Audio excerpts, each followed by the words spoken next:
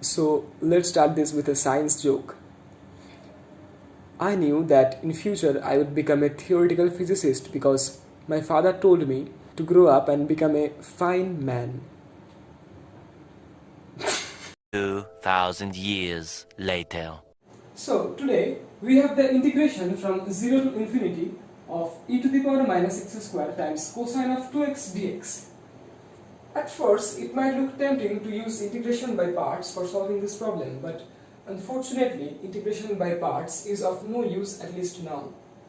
For applying integration by parts, what we need is an x right here, so that this whole function, that is x e to the power minus x square, becomes integrable and the rest can be easily differentiated. But how can we bring that x right here? You might say that let's multiply and divide by x, but that will also bring an x in the denominator, which is a difficult problem to tackle. So what we can do is apply the Feynman technique. Now what is this Feynman technique? Mr. Feynman says that let's introduce a parameter named alpha in place of this 2. So when we differentiate this whole function with respect to alpha, this x will just pop out here because of chain rule. Remember, in the alpha world, x is a constant, and since we are differentiating with respect to alpha, x will just pop out because of chain rule, and that's what we need. We need x e to the power minus x square. So let's begin and see what happens. Let's consider a new function, say f of alpha, which equals to integration from 0 to infinity of this same thing, this e to the power minus x square times cosine, but in place of this 2 we will write alpha, this alpha x dx. Let's just box the actual question. So what to do with this now? As I said, let's differentiate it. Let's see what happens. So what we will do is we will differentiate both sides with respect to alpha. Sorry.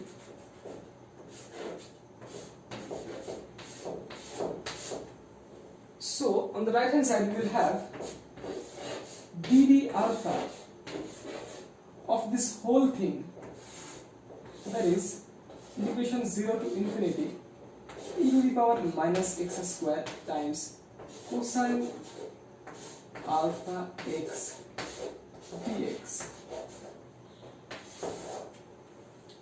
Now this is what we call a differentiation under the integral sign, and the only thing that can help us is the Leibniz theorem. So let's just apply it, but not the full part of it because the limits are independent of alpha. So we can just apply the first part of the Leibniz theorem, which says that we can just interchange this integral with this differential and change this differential into a partial derivative. So let's see what I mean.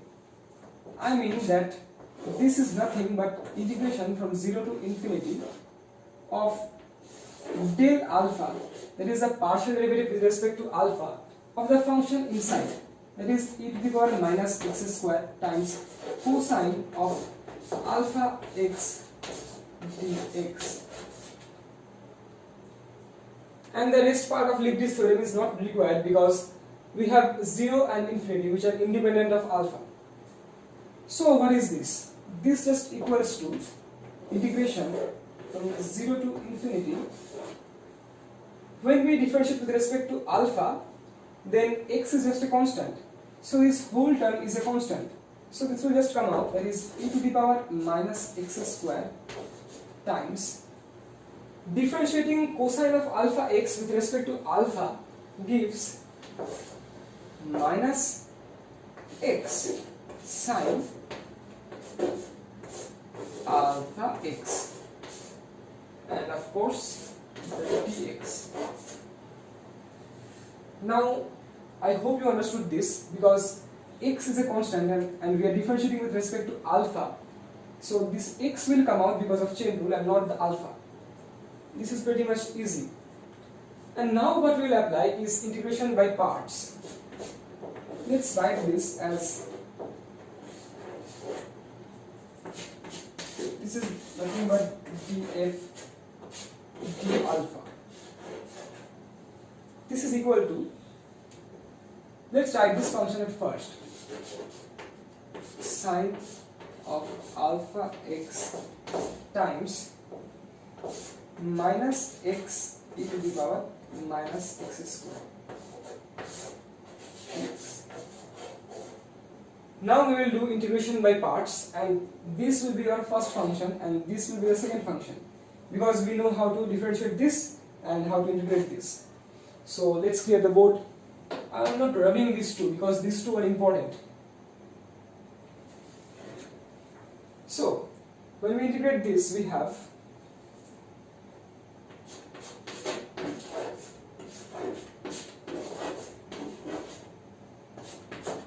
the first function, that is sine of alpha x times the integration of second function.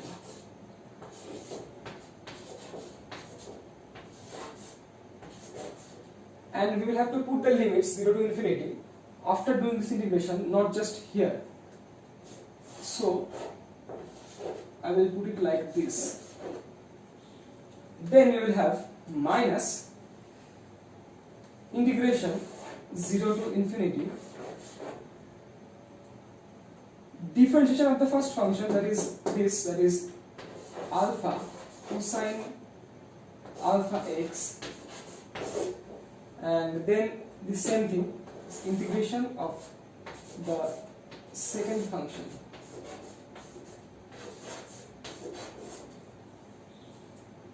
I hope there will be another dx. Now let's do this integration here, because this will be required 2 times. So integration x, sorry, not x, this is minus x e to the power minus x square dx. This can be solved by u sub. So let's say let u equals to minus x square. So we will have du equals to minus 2x dx. Putting these values here, we will have integration e to the power u, and minus x dx means du over 2. So we will have du over 2, and this will just give us half e to the power u plus c. But u is minus x squared, so I am writing e to the power minus x squared plus c. We are not much concerned about this c here, because these all are definite integrations, not indefinite. So I will rub this last line because it's not needed now.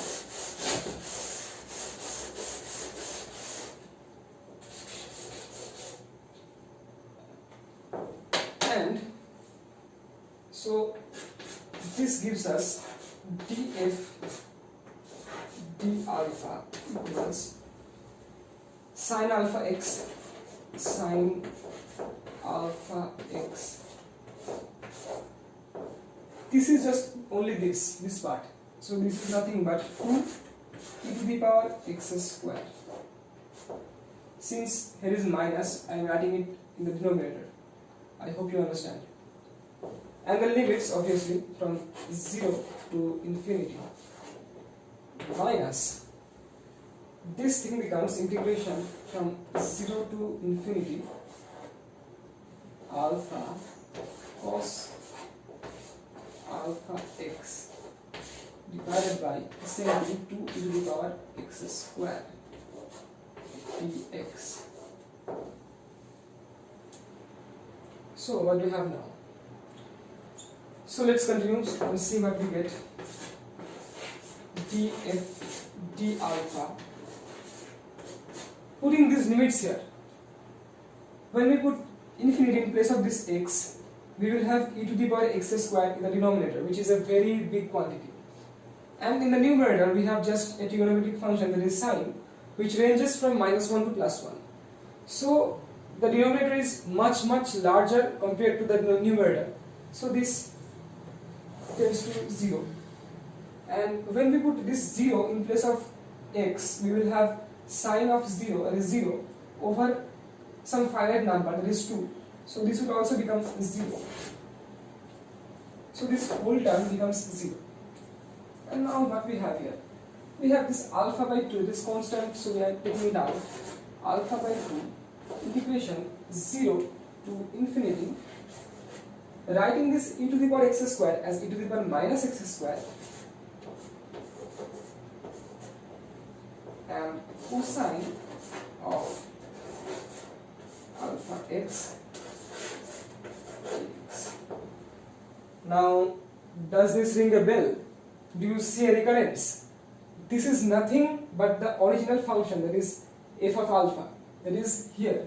See, this is the same thing as this, e to the power minus x square times cosine of alpha x dx. So, what we actually get here is this, df d alpha equals to, this is 0 and this is just minus alpha over 2 times f, and this is a differential equation, we need to solve it. So let's clear the board again. So what we have here is this differential equation, which is very easy to solve because this is variable separable. We can write df over f equals df over f equals minus alpha by 2 d alpha.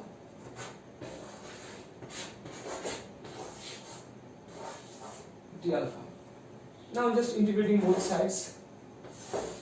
We have natural logarithm of f equals to minus alpha square over 4 plus some constant, say k. Now this is a problem. We did not have any boundary conditions, but we got an extra constant k and we do not know how to find it. Let's see, we will find some way. Now let's find the value for f. So f will be equal to e to the power minus alpha square over 4 plus k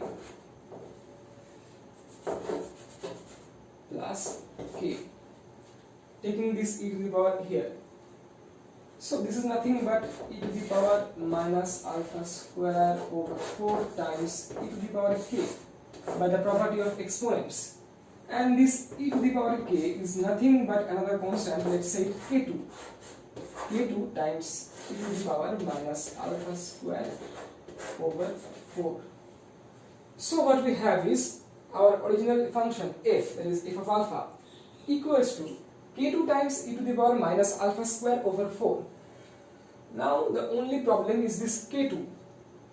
So we have to generate some boundary conditions by ourselves to find this k2. So now let's write the original function here.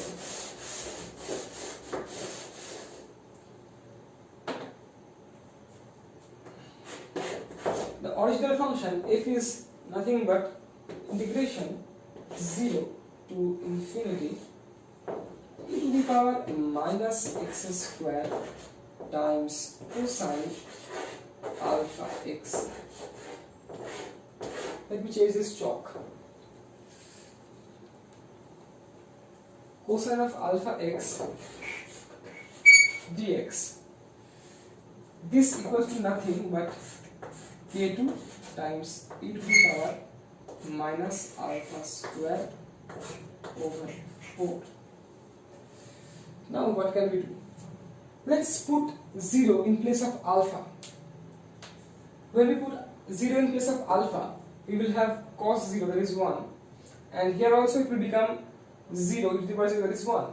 So we will have, putting 0 in place of alpha, we will have integration 0 to infinity e to the power minus x square times nothing but dx equals k2 and e to the power 0 is just 1. So we get the value for k2. k2 equals this integration from 0 to infinity of e to the power minus x square times dx. Now what is this? This is the most famous integral called the Gaussian integral. This has a very beautiful value of root pi over 2.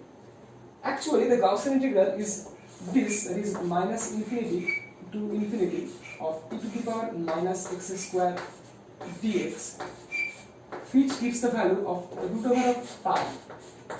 But since this is an even function and this is a full range integration, so from 0 to infinity it will be just the half of it. That is, I said root pi over 2. So this is just root pi over 2. So we get k2 equals to root pi over 2. And that's done. We have everything we needed. We have found the value of f, we have found the function f, it is root pi over 2 e to the power minus alpha square over 4. So now the last step is required. So let's clean the board again. We have this f of alpha, this thing, this complete thing, equals to k2, that is root pi over 2 times e to the power minus alpha square over 4. Now we can just plug in the values for alpha to find out whatever we want. Since in the question we have been asked f of 2, so we will write the answer as f of 2 equals to root pi over 2. Putting 2 in place of alpha, we have 4 over 4, that is e to the power minus 1. And this is nothing but root pi over 2t. And this is the answer. This has pi, this has 2, this has e.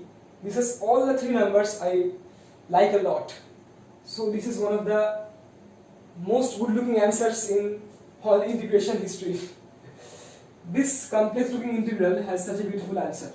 This is just amazing. So, and about the Gaussian integral, I am thinking of doing a video for its proof in the upcoming few days. 2,000 years later.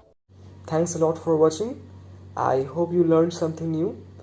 And about the proof of this Gaussian integral and the Leibniz theorem, I am planning to do a future video about this, about their proofs. So just stay tuned. And that's it. Have a nice day. Signing off.